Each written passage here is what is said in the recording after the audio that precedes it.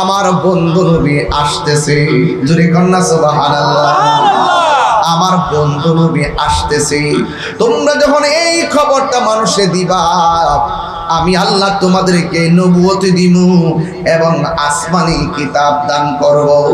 In the মিন টাইমে সব নবীগণ, এক নম্বর হলো হযরতে আদম আলাইহিস সালাম, যার উম্মতের কালিমা ছিল লা ইলাহা ইল্লাল্লাহ, আদম সফিউল্লাহ। ইব্রাহিম নবীর উম্মতের কালিমা ছিল লা ইলাহা ইল্লাল্লাহ, ইব্রাহিম খলিলুল্লাহ। মূসা নবীর উম্মতের কালিমা ছিল লা ইলাহা ইল্লাল্লাহ, মূসা কালিমুল্লাহ। দাউদ নবীর উম্মতের কালিমা ছিল লা ইলাহা ইল্লাল্লাহ, দাউদ খলিফাতুল্লাহ। নূহ নবীর উম্মতের কালিমা ছিল লা ইলাহা ইল্লাল্লাহ, নূহ নাজিউল্লাহ। ঈসা নবীর উম্মতের কালিমা ছিল লা ইলাহা ইল্লাল্লাহ, ঈসা রূহুল্লাহ। আর আমার নবীর উম্মতের কালিমা হলো, সবাই বলেন লা ইলাহা ইল্লাল্লাহ মুহাম্মাদুর রাসূলুল্লাহ সাল্লাল্লাহু আলাইহি ওয়াসাল্লাম। একটু যদি রাগ করে কথা কই আপনারা কষ্ট পাইবেন না, একটু রাগ করে কথা কই। এটা আমার গায়ের রাগ না, এটা আমার ইমানি রাগ। মূসা নবীর উম্মত কোনদিন কালিমার বিরোধিতা করে নাই। ইব্রাহিম নবীর উম্মত কোনদিন কালিমার বিরোধিতা করে নাই। আর আমার নবী শ্রেষ্ঠ নবী, শ্রেষ্ঠ নবীর উম্মত হওয়ার পর আমরা অনেকে বিরোধিতা করি, ফতোয়াবাজি করি, শিরিকের তকমা লাগায়, বেদাতের তকমা লাগায়। তারা কি ওই মসজিদের ভিতরে লা ইলাহা ইল্লাল্লাহ মুহাম্মাদুর রাসূলুল্লাহ পাশাপাশি লেখলে নাকি শিরিক হয়ে যাবে? ফেসটা লাগছিনি, এখন পেস লাগছিনি। কয় এক পাশে আল্লাহর নাম, আরেক পাশে নবীর নাম নাকি লেখা যাবে না। নাউজুবিল্লাহ কোন কি লেখা? 1,24,000 পয়গাম্বর কোনো উম্মতে এই বিরোধিতা করে নাই। কিন্তু আমার নবীর উম্মত শ্রেষ্ঠ নবী পাইয়া উম্মতে শিরিকের ফতোয়া লাগাইয়া নবীর মহব্বতের আল্লাহ এবং বন্ধু নবীর একজন আরেকজনের প্রতি অভূতপূর্ব প্রেম ভালোবাসা নিদর্শনের উপর আঘাত করেছে। এই জন্য আমি বলতে চাই, ও হাজীগঞ্জের বাবা, জবানটা খুলে বলো লা ইলাহা ইল্লাল্লাহ মুহাম্মাদুর রাসূলুল্লাহ সাল্লাল্লাহু তাআলা আলাইহি ওয়াসাল্লাম একসাথে লেখা যায় আছে না নাই? খবরদার, তাহিরিরে ভণ্ড বলো, গালাগালি করো, মাজার পূজারি বলো, আমি তোমারে কিছু বলবো না। যখন আমি দেখবো আমার নবীর শান মান আজমতের উপরে তুমি বৃদ্ধাঙ্গুল প্রদর্শন করবা, আমার নবীর খতমে নবুয়তের চাদর দিরা টান দিবা, তুমি কিসের এসপি মন্ত্রী ডিসি এইগুলা দেখার টাইম আমার নাই। নবী আছে, তোমার স্যান্ডেল জিব্বা দিয়া পরিষ্কার করে দেব। তোমার মাঝে নবী নাই, তোমার ছায়ার মধ্যে আমি পা দিতে কখনো যাব না।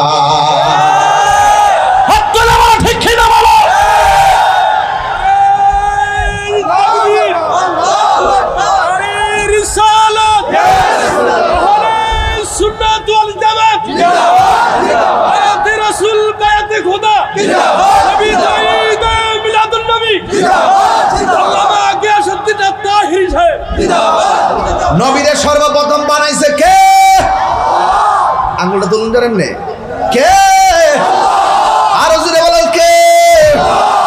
ওয়া ইলাহুকুম ইলাহুন ওয়াহিদুন লা ইলাহা ইল্লা হুয়ার রাহমানুর রাহিম।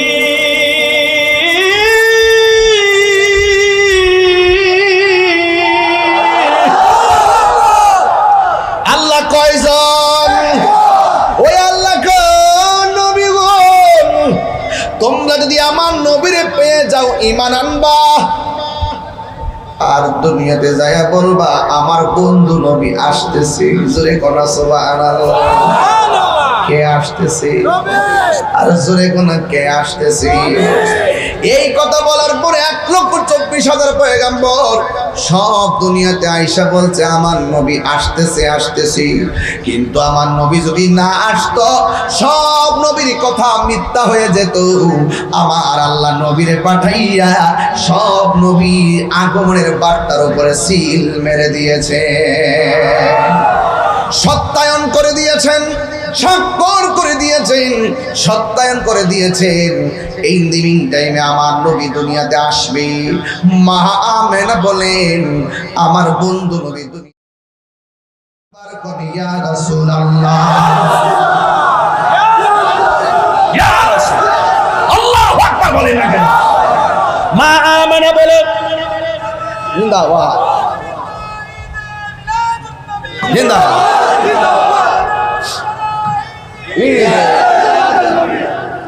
নবী আসছে, খুশি না বেজা?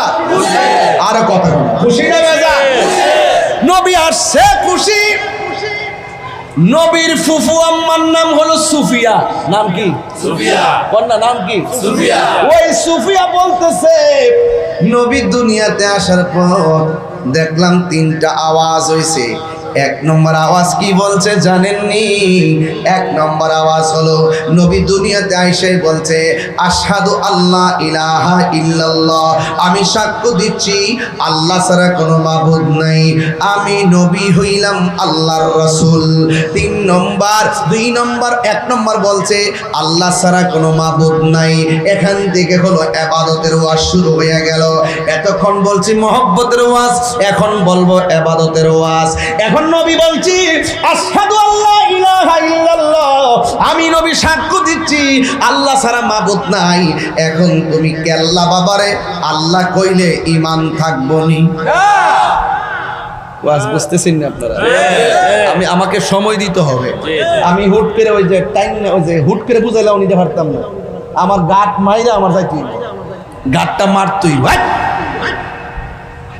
আল্লাহ ছাড়া কি কোনো ইলাহ আছে? নাই। আল্লাহ ছাড়া কি কাউকে সেজদা করা যাবে? শাহজালালের মাজারে যায় কি সেজদা করা যাবে? শাহপরান ইয়ামুনি রহমাতুল্লাহের মাজারে গিয়ে কি সেজদা করা যাবে? আল্লাহ শহীদের দরবারে কি সেজদা করা যাবে? আপনারা বলুন মাজার কি সেজদার জায়গা না জিয়ারতের জায়গা? জিয়ারতের ভিতরে সূরা ফাতিহা আছে না? আছে। ইখলাস আছে না? আছে। তেলাওয়াত আছে না? আছে। দরুদ আছে না? আছে। ইস্তিগফার আছে না? আছে। সব জিয়ারতের ভিতরে শুধু আল্লাহর কালাম নবীর দরুদ। এরপরে অনেকে তাহিরিরে কয় মাজার পূজারি।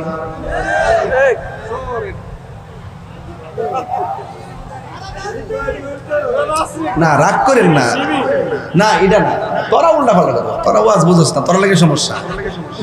তোরা যে আমরা ওয়াজটা বুঝে বুঝে ফসল করতি তাহলে অনেক বহুত লাভ হইতো। আমি পরিষ্কার কথা বলছি ভাই সাহেব। আমি কি বলছি? মাজার কি সেজদার জায়গা না জিয়ারতের জায়গা? আমরা কি মাজারে সেজদা করি? সেজদা করলে কি ঈমান থাকবে? আল্লাহ ছাড়া কাউকে কি সেজদা করা যাবে? মাথা নত করব কার কাছে? চাইবো কার কাছে? আমরা তো পরিষ্কার ওয়াজ করি, তাহলে আমরা মাজার ফজারে কৌকিল লেগা। এটা হলো বিভাজন, এটা বিতর্ক। আপনারা অনেকেই আমাদেরকে নিয়ে ভালো ধারণা করতে পারেন না, অথচ আমরা যেই ফর্মুলায় কথা বলি এই কথাগুলোর মধ্যে অত্যন্ত সামঞ্জস্য আছে। আপনারা কিছু হলে শিরিকের টেক দিয়ে দেন, কিছু হলে বেদাতের টেক দিয়ে দেন। আরে বাবা শিরিক কি? এত সোজা কথা। আমার মা দিয়ে আমারে কায়দা পড়াইছে, সালার মধ্যে বয়া বয়া কায়দা পড়াইছে আল্লাহ ছাড়া মাবুদ নাই, নবী আল্লাহ রাসূল ইমানে মুজমাল মুফাসসাল সবই তো ভরাইলো। কালিমা তামজিদ থেকে শুরু করে তাওহীদ থেকে শুরু করে সব আমার আম্মা ওয়ানে থাকতে ভরাইছে। আর এখন বুড়া বয়সে আমরা বলে মাজার বুঝি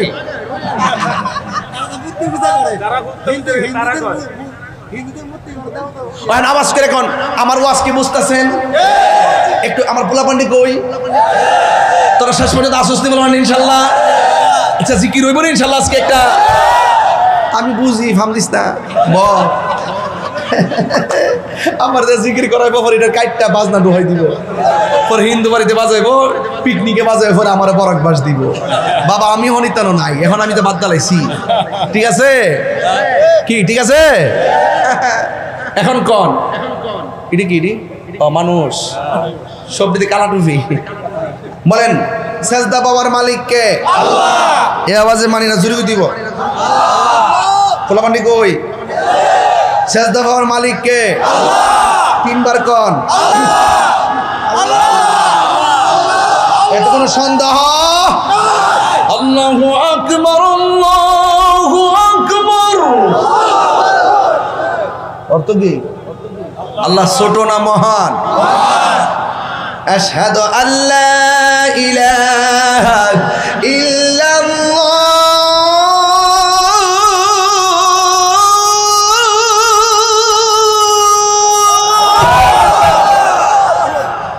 পাঁচবার মসজিদে আজান দেই,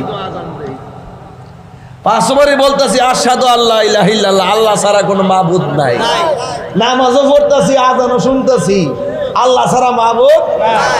মাজার পূজারি ক আমরা রে, এটা দুঃখ লাগেনি? কথা করা লাগেনি, কথা লাগেনি? এখন সর্ব অঙ্গে ব্যথা, ওষুধ দিব কই?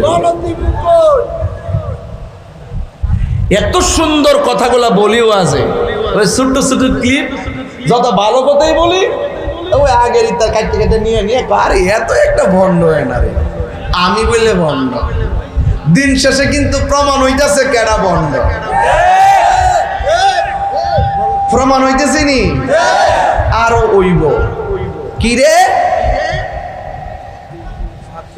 কাউকে কাঁদালে নিজেও কাঁদতে হয়, কাউকে কষ্ট দিলে নিজেও কষ্ট পেতে হয়। জেনে শুনে সত্য গোপন করো না, আবার জেনে শুনে মানুষকে মিথ্যা অপবাদ দিও না। কথা কন্যা কে লাগে? তা আমি কি মাজারে সাজদা করি? আমরা কি মাজারে পূজা করি? জিয়ারত করা কি হারাম না সুন্নত? এই সুন্নতকে পূজার সঙ্গে কথা বললে কি এটা মিলে? এটা খারাপ কথা না? পূজা হয় মন্দিরে, পূজা হয় কি মন্দিরে, আর জিয়ারত হয় মাজারে। আমরা নাকি পূজা করতাম যাই, এটা কি কথা হইল? এটা কি কথা হইল? সাবধান করে দিলাম। গতকাল দিয়ে দেখতেছি ভাস্কর্য দেখবার লাগে লাইন ধরে হুজুররা যাইতেছে। এটা কোন দলিল আছে আমি বুঝি না, কিন্তু আমার বুঝায় না,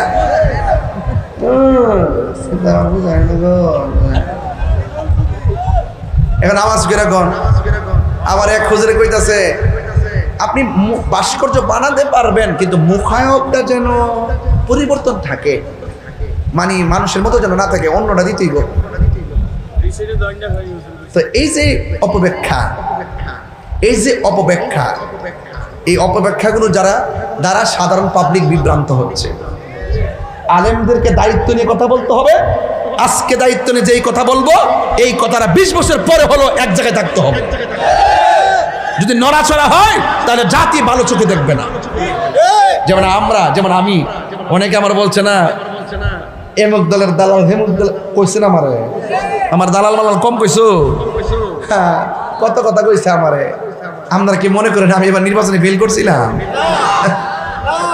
গেলে বুঝলা রিলে লুডো খেলা বন্ধ করে দিলাম বুঝলে, বুঝছেন নি?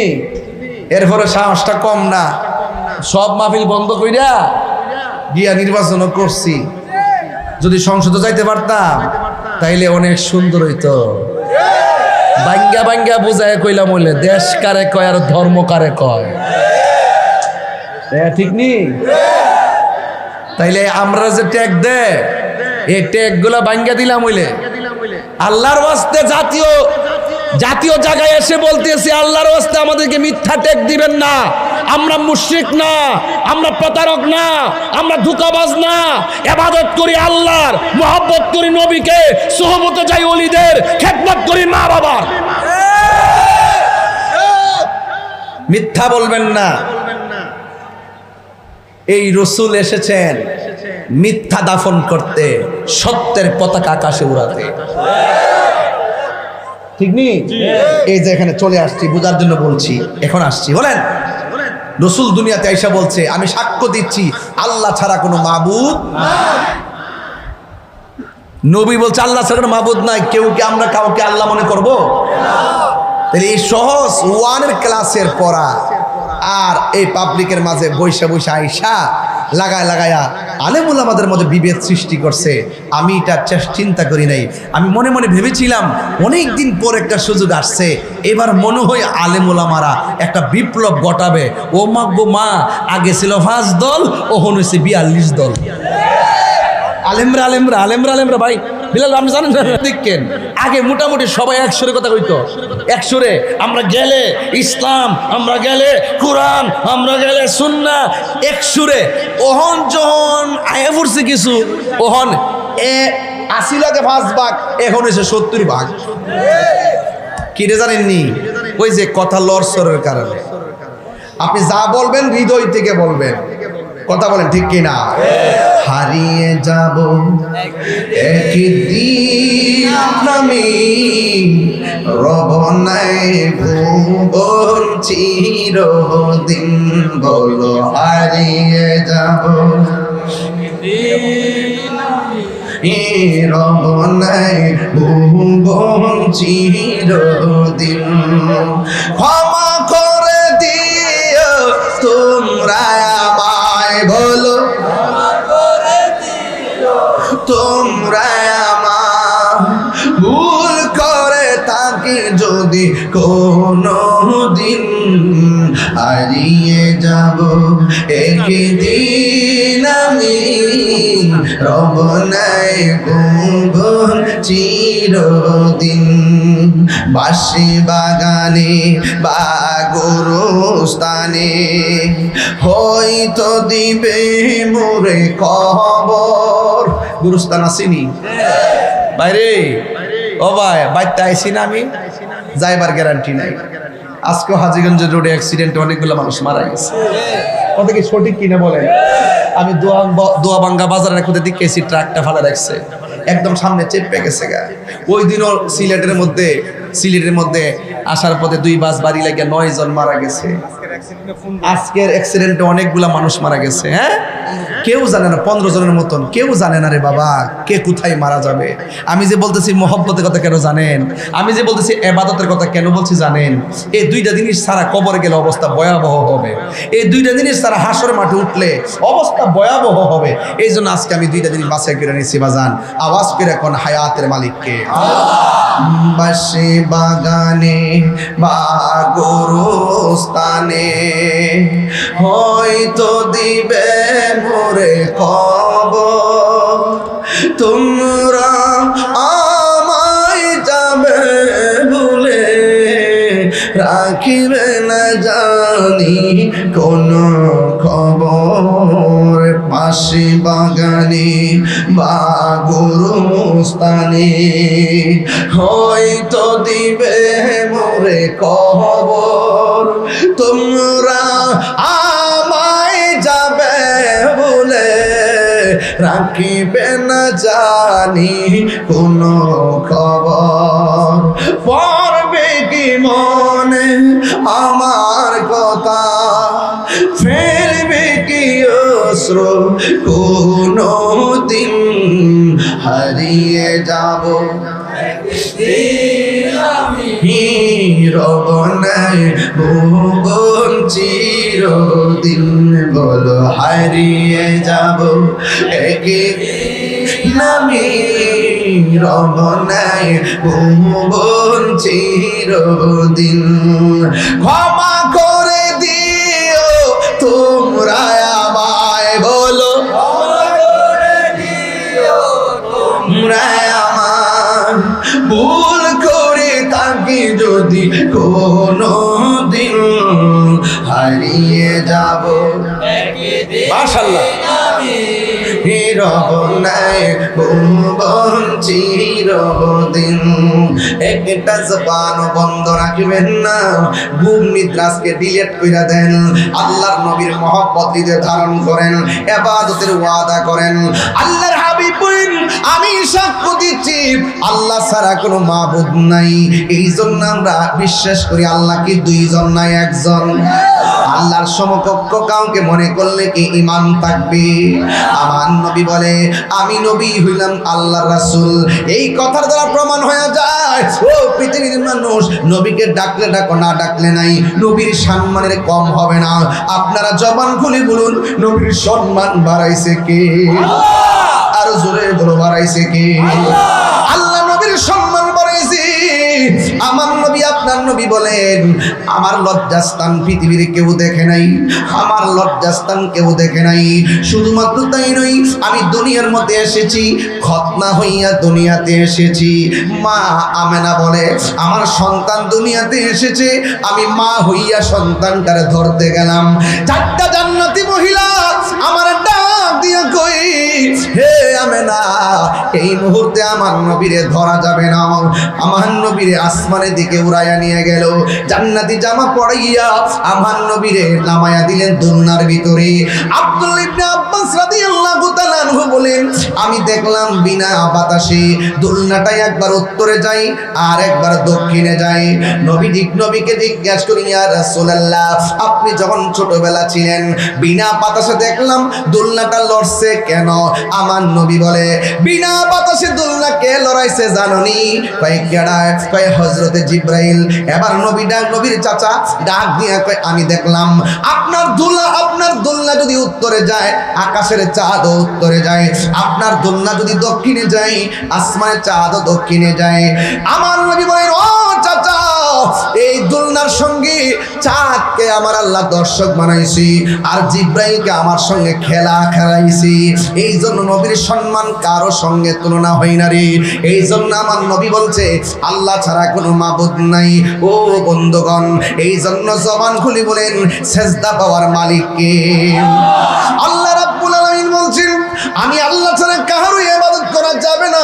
ওয়াকাদা রাব্বুকা আল্লা তা'বুদু ইল্লা ইয়্যাহু ওয়া বিল ওয়ালিদাইনি ইহসানা। আল্লাহ রাব্বুল আলামিন বলেন তোমাদের উপরে ইবাদতকে আবশ্যক করে দেওয়া হয়েছে, তোমরা আমি আল্লাহ ছাড়া কারো ইবাদত করবে না। এই জন্য যুবক আমার নবী আপনার নবী বলেন আফদালুল ইবাদাতিস সালাত, সর্বোত্তম ইবাদত হলো নামাজ। জোরে কোন কি? নামাজ। এই আওয়াজে মানে না, জোরে বলেন কি? নামাজ। নামাজের আগে কাপড় আছে না নাই? আছে। কাপড় অপবিত্র হলে নামাজ হবে না, ওযু না করলে নামাজ হবে না, পাক না থাকলে নামাজ হবে না। আমার নবী আপনার নবী রহমাতুল লিল আলামিন বলেন আফদালুল ইবাদাতিস সালাত, সর্বোত্তম ইবাদত হলো নামাজ। এই জন্য নামাজের আগে ওযু আছে।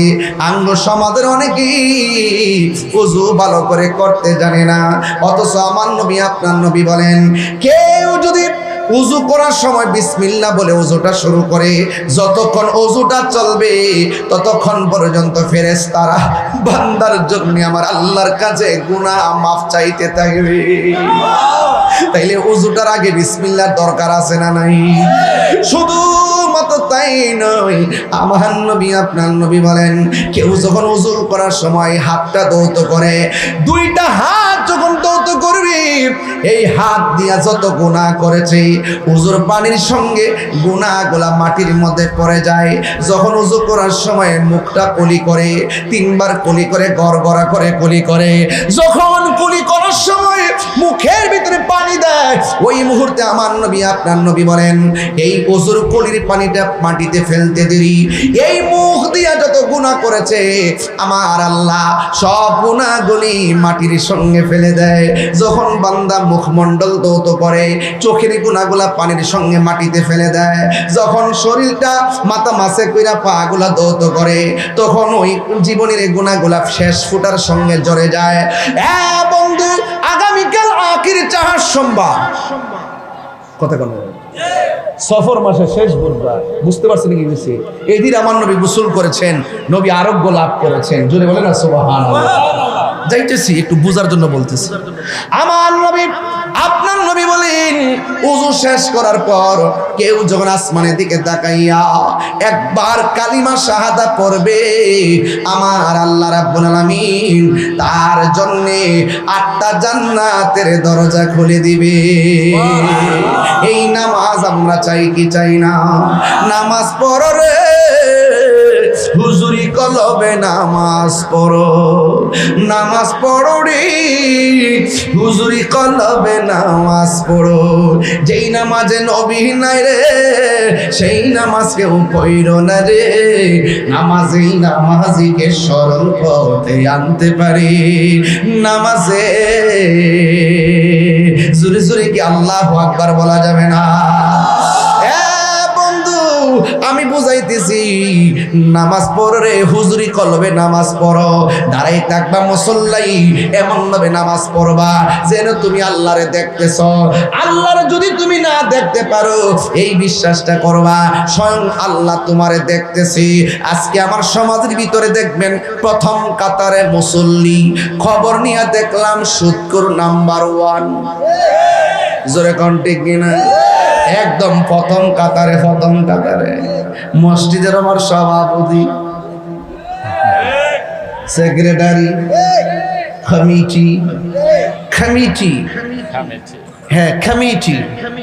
কমিটি, বেতন দেনা 5,000, ইমাম সাহেবের দমক মারে 20,000। বেতন দেনা 5,000, দমক মারে 10,000 20,000। এইরকম সুদখোর মসজিদে রাখবেন না।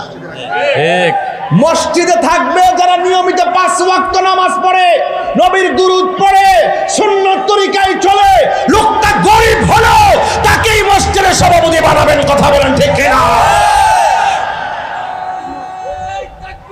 আল্লাহু আকবার। ইয়া রাসূলুল্লাহ, ইয়া রাসূলুল্লাহ, জিন্দাবাদ জিন্দাবাদ জিন্দাবাদ জিন্দাবাদ। আমি কে সুন্নি সুন্নি কুলের দুই গালে মারো তালে তালে মারো তালে তালে সুদ করে বলে সুদখোর। হাসরের মাঠে সুদ করে ফেটতে হইব অত বড় না এমনি। আর পেটের ভিতরে সাপে এমন ভাবে কামড়াইব, কব আহ আহ, জাহান্নামীরে কব আল্লাহ এই বেফতটা এখান থেকে নৌসন দি, এর সিলিডার মজা লাগতেছে না। এমন সুদখোর আমরা সমাজে নাই। কিনে বললাম কথা কথা ডরাইতেছে নাকি তা আবার ডক্টর ইনুস সাহেবরে ডরা নাকি তা আবার? আয় হায় সুদখোর। কি হবে বেঁচে থেকে, কি হবে বেঁচে থেকে অযথা বিদ্যা শিখে যদি না করতে পারি সুদ মুক্ত সমাজটাকে। ঠিক কথা জোরে কইতিব তোলে না সুদ করে কইতে লাগতো। কি হবে বেঁচে থেকে অযথা বিদ্যা শিখে যদি না করতে পারি সুদ মুক্ত সমাজটাকে। কি হবে আলেম হয়ে ইমাম হয়ে বক্তা সেজে সমাজেতে যদি না হক কথা উচ্চ সুরে না বলিতে। চাকরি বই করো যদি ছেড়ে দাওয়াই না গদি। শুনেন একটা কথা কই, রাগ করেন না, গত 2.5 বছরে কোন মৌলবী সুদের ওয়াজ করছে? মানে সত্যি করে কোন সত্যি করে করছে? একটা লোক সুদের ওয়াজ করছে না, ডরে ডরে শুধু ডরে করছে না, বুঝলেন ব্যাপারটা? অথচ আমি 2.5 বছর আগে যেই বুকালে ওয়াজ করছি 2.5 বছর তার সাথে বেশি করছি। কারণ বিপদের সময়, ঈমান পরীক্ষার সময় রক্ত দেওয়ার নামই হলো ইসলাম। আমি ডরাইছি না, এখনো